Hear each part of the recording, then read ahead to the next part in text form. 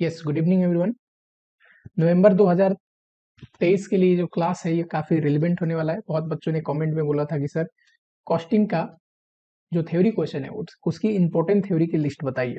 ठीक है, चलो। एक तो नंबर जो पहला चैप्टर है उसमें आपको 10 मार्क्स का थ्योरी यहीं कवर हो जाते हैं।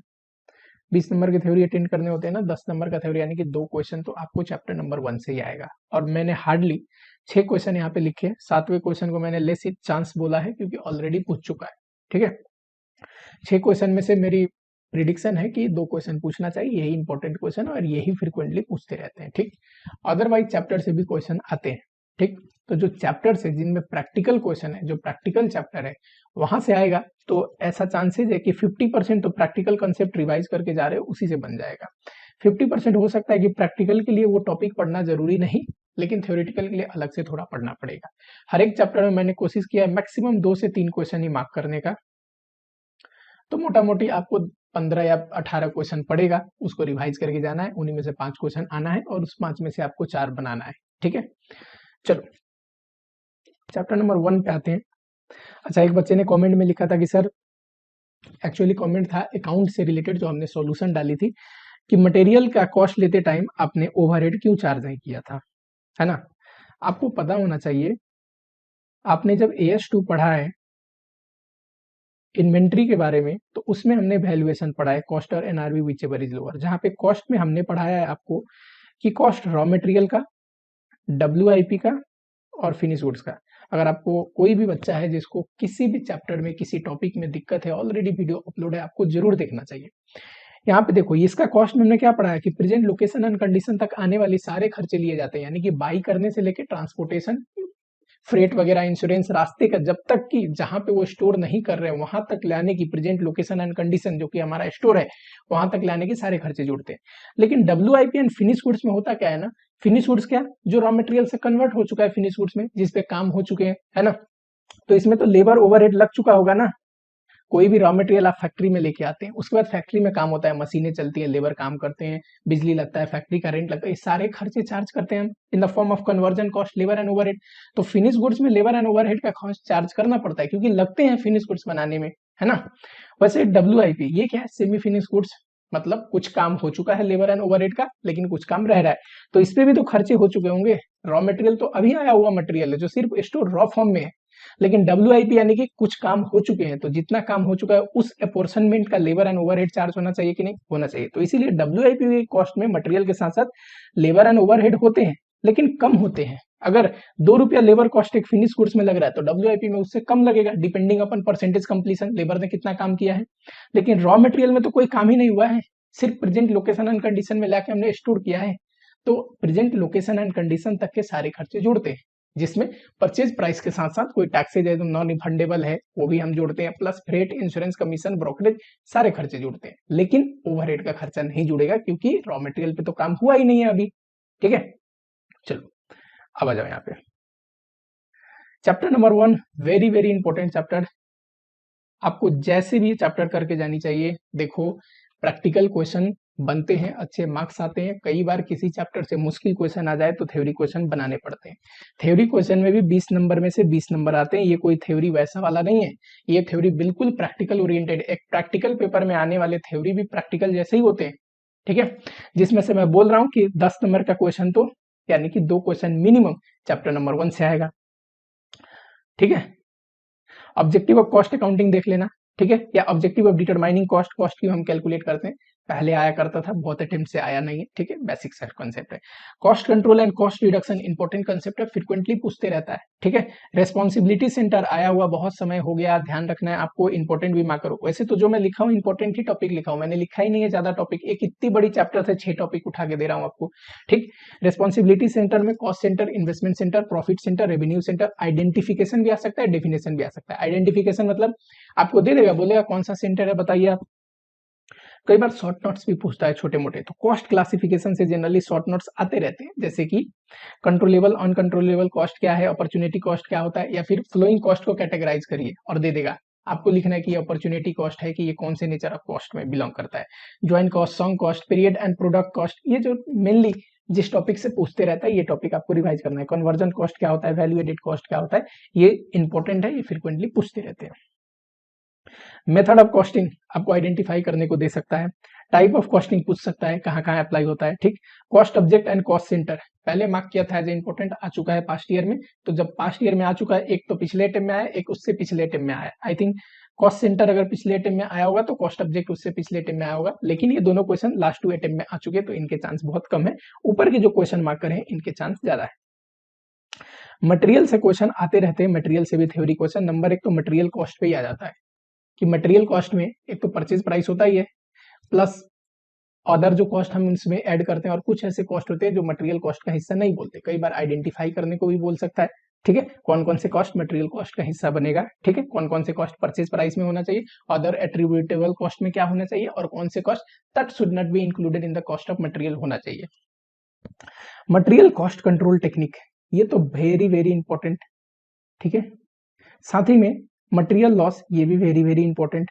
मैं बोलता हूं मटेरियल कॉस्ट पे मे भी मैंने मार्क क्यों करा है, हो सकता है इस पे ये मटेरियल कॉस्ट पे क्वेश्चन आए, लास्ट 1-2 अटेम्प्ट देखोगे तो आया हुआ मिलेगा, लेकिन ये तो प्रैक्टिकल के लिए भी आपको पढ़ना है, ये तो आना ही चाहिए। मटेरियल कॉस्ट जिस बच्चे को नहीं पता है उसको AS2 में भी दिक्कत होगा, मटेरियल में भी दिक्कत होगा, और जहां मटेरियल यूज होते वहां वहां दिक्कत होगा, है ना। तो मटेरियल कॉस्ट तो बहुत बेसिक कंसेप्ट है। कॉस्ट कंट्रोल टेक्निक में जस्ट इन टाइम पूछते रहता है। परपेचुअल इन्वेंट्री सिस्टम में स्टोर लेजर वर्सेज यानी कि डिफरेंस पूछेगा, और बिन कार्ड में क्या फर्क है ये बताइए। टू बिन सिस्टम क्या है, कई बार ऑर्डरिंग साइक्लिंग सिस्टम क्या है। 5-6 टाइप के मटेरियल कॉस्ट कंट्रोल टेक्निक है जो फेमस है, उन्हीं में से पूछते रहता है, ठीक।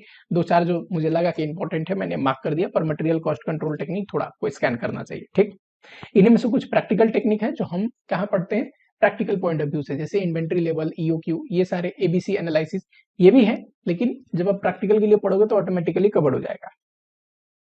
एम्प्लॉय कॉस्ट से देखो, एम्प्लॉय टर्नओवर या लेबर टर्नओवर इंपॉर्टेंट है। अब इसमें लेबर टर्नओवर में कॉजेज भी पास्ट में पूछ चुका है, कॉस्ट भी पूछ चुका है और पूछ सकता है। There are 2 types of cost of labour turnover होते हैं, तो 2 टाइप के कॉस्ट इनकर्ड होते हैं। और दूसरा रेमेडीज क्या होना चाहिए लेबर टर्नओवर को कंट्रोल करने के लिए, ठीक। तो ये एक टॉपिक है, एक ही टॉपिक पढ़ोगे तीनों कवर हो जाएंगे, ठीक।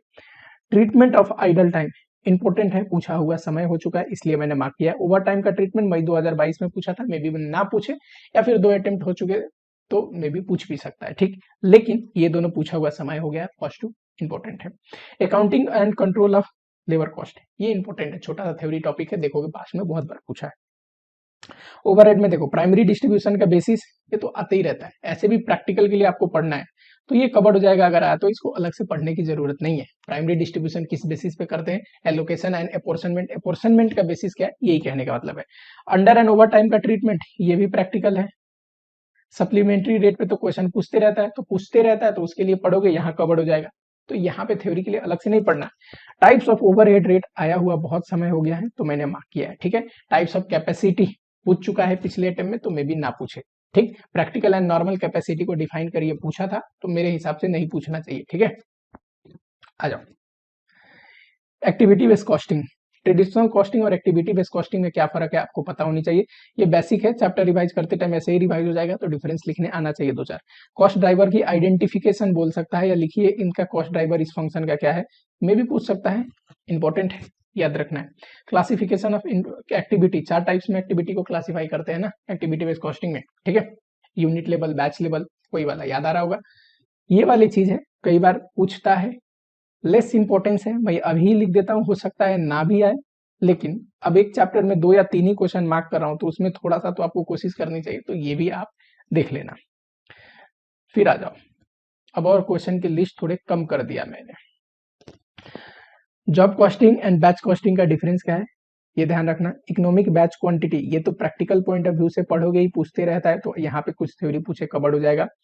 Basic definition in contract costing, contract costing का जो बेसिक हमें है वो पता होना चाहिए, ये भी आपको प्रैक्टिकल में कवर हो जाएगा। जब आप कॉन्ट्रैक्ट कॉस्टिंग रिवाइज करोगे तो नोशनल प्रॉफिट क्या है, वर्क सर्टिफाइड क्या है, कॉस्ट ऑफ वर्क अनसर्टिफाइड कैसे निकालते हैं, है ना। एस्केलेशन क्लॉज क्या होता है, WIP क्या होता है, वर्क इन प्रोग्रेस रिजर्व या वर्क इन प्रोग्रेस, इस पे क्वेश्चन पूछता है बेसिक डेफिनेशन पे। ये तो आपको अलग से पढ़ना नहीं पड़ेगा, कॉन्ट्रैक्ट कॉस्टिंग रिवाइज करोगे एग्जाम के लिए खुद ही रिवाइज करना पड़ेगा। प्रोसेस कॉस्टिंग में मैंने लिखा inter process profitability, inter process में पूछ सकता है एडवांटेज डिसएडवांटेज भी, और उसकी जो इंटर प्रोसेस प्रॉफिटेबिलिटी है, इसलिए मैंने टॉपिक ही मार्क कर दिया, थोड़ा बहुत आपको पता होनी चाहिए। इक्विवेलेंट यूनिट पे भी आपको छोटा सा नोट्स पूछ सकता है, ठीक है। मटेरियल लॉस भी एक टॉपिक है यहाँ पे, अब normal loss and even material gain का क्या ट्रीटमेंट होना चाहिए, पर पास्ट ईयर में पूछ चुका है तो मैं इसको मार्क नहीं कर रहा हूँ, शायद पिछले अटेम्प्ट या उससे पिछले अटेम्प्ट में ये क्वेश्चन पूछा था। सर्विस कॉस्टिंग में ज्यादा टाइप का क्वेश्चन नहीं आता। यूनिट आप आइडेंटिफाई करिए किस इंडस्ट्री में कौन सा यूनिट यूज होता है, कॉस्ट यूनिट सर्विस कॉस्टिंग के लिए, ये बार बार पूछते रहता है। एंड कॉस्ट क्लासिफिकेशन बताइए फिक्स कॉस्ट इसमें से कौन सा है, वेरिएबल कॉस्ट कौन सा है, सेमी वेरिएबल कॉस्ट कौन सा है, ये हो सकता है क्वेश्चन पूछे। क्रिटिसिज्म ऑफ स्टैंडर्ड कॉस्टिंग, देखो स्टैंडर्ड कॉस्टिंग से अगर पिछले 10 सालों में देखोगे ना, तो बाई चांस एक क्वेश्चन आपको आया हुआ मिलेगा। Very less important chapter for costing theory, theory point of view के लिए बहुत ही कम इंपॉर्टेंट चैप्टर है, इससे क्वेश्चन नहीं पूछता है फ्रीक्वेंटली, ठीक। इसीलिए मैंने लिखा है लास्ट 10 अटेम्प्ट में अगर देखोगे तो एक यही क्वेश्चन आपको दिख जाएगा, criticism of standard costing. Joint product versus by product, ये आपको ध्यान रखना है, ठीक है। और मेथड ऑफ एपोर्शनमेंट, ये तो प्रैक्टिकल के लिए आप पढ़ोगे, क्वेश्चन बनाओगे, बाई चांस थ्योरी में पूछा तो 2-4 मेथड आपको क्लियर होनी चाहिए, ठीक। मार्जिनल कॉस्टिंग और ऑब्जर्प्शन कॉस्टिंग का डिफरेंस आपको पता होनी चाहिए, ठीक। Cost in difference point, shot down point और एक डिसीजन मेकिंग करके टॉपिक ही मैंने अपलोड किया था कुछ समय पहले, देख सकते हैं वहां पे, तो उनमें से कुछ पूछ सकता है एज अ थ्योरी क्वेश्चन। ये दोनों कहाँ से है, तो ये मार्जिनल कॉस्टिंग से मैं बता रहा हूँ आपको। इससे पहले वाला कहाँ से बता रहा था, ज्वाइंट एंड बाई प्रोडक्ट वाले चैप्टर से बता रहा था। इससे ये दोनों पहले प्रोसेस कॉस्टिंग चैप्टर से बता रहा था, ठीक है। सॉरी, इससे ऊपर वाला ये कहां से बता रहा था मैं, प्रोसेस कॉस्टिंग से, ये सर्विस कॉस्टिंग से, ध्यान रखना है आपको, ठीक है। ये कहां से बता रहा था, कॉन्ट्रैक्ट कॉस्टिंग से, contract and unit and batch costing से। चलो, कॉस्ट अकाउंटिंग सिस्टम से integral and non integral accounting system आपको क्लियर होनी चाहिए। ये तो चैप्टर का बेसिक मूल सिद्धांत है। जो ये बच्चा पढ़ रहा है चैप्टर, उसको इतना क्लियर ना हो तो चैप्टर वो समझा ही नहीं। ये क्लियर होगा तो डिफरेंस भी क्लियर हो जाएगी, plus cost and financial accounting system का डिफरेंस है वो भी क्लियर हो जाएगा। और अगला जो टॉपिक मैंने मार्क किया है रिकॉन्सिलेशन, इस पे भी थ्योरी क्वेश्चन आता है कि बताइए इनमें से कौन कौन से आइटम है जो कॉस्ट अकाउंटिंग में जाता है या फाइनेंशियल अकाउंटिंग में जाता है। डिफरेंस अगर आपको पता हो कॉस्ट एंड फाइनेंशियल अकाउंटिंग की, 100% थ्योरी क्वेश्चन आप कवर कर सकते हैं। Integral and non integral system का मतलब पता हो, आप मजे से थ्योरी क्वेश्चन कवर कर सकते हैं। बजट में देखो, बजट मैनुअल पे क्वेश्चन पूछ चुका है तो मैं उसको मार्क नहीं करता हूं, लेकिन zero base budgeting very very important पूछा हुआ टाइम हो गया, और मुझे लगता है ये इंपॉर्टेंट कंसेप्ट है, पूछना ही चाहिए। टाइप्स ऑफ बजट, हो सकता है फिक्स एंड फ्लेक्सिबल बजट के बारे में लिखने को आ जाए, डिफरेंस लिखने को आ जाए, ऐसे ही टाइप्स ऑफ बजट स्कैन करे रहोगे आराम से हो जाएगा। फंक्शनल बजट पे आ जाए, वैसे ही बजटेड रेशियो पे इसको थ्योरी क्या बोलूं, प्रैक्टिकल क्वेश्चन पूछता है, छोटा मोटा क्वेश्चन बोल देगा, बजटेड रेशियो आपको कैलकुलेट करना है, ठीक। चलो, अच्छे से पढ़ाई करो, ये सारे इनकॉर्पोरेट करोगे मजे से हो जाएगा। थ्योरी का जो रिवीजन लेक्चर है वो ऑलरेडी डले हुए हैं कॉस्टिंग रिवीजन लेक्चर के शेड्यूल में, तो आपको उसको इनकॉर्पोरेट करके पढ़ना है। इतने थ्योरी इंपॉर्टेंट है, इसके अलावा टाइम बचे तो स्कैन तो सब चीज करके जानी है, ठीक। और इसके रिगार्डिंग और भी एग्जाम से रिगार्डिंग लेक्चर अपलोड होते रहेंगे। जो भी बच्चे नए हैं उनको क्या करना है, चैनल को सब्सक्राइब करना है, वीडियो को लाइक करना है, और जो भी उनके मन में दुविधा है उससे रिलेटेड कमेंट करना है, ठीक है।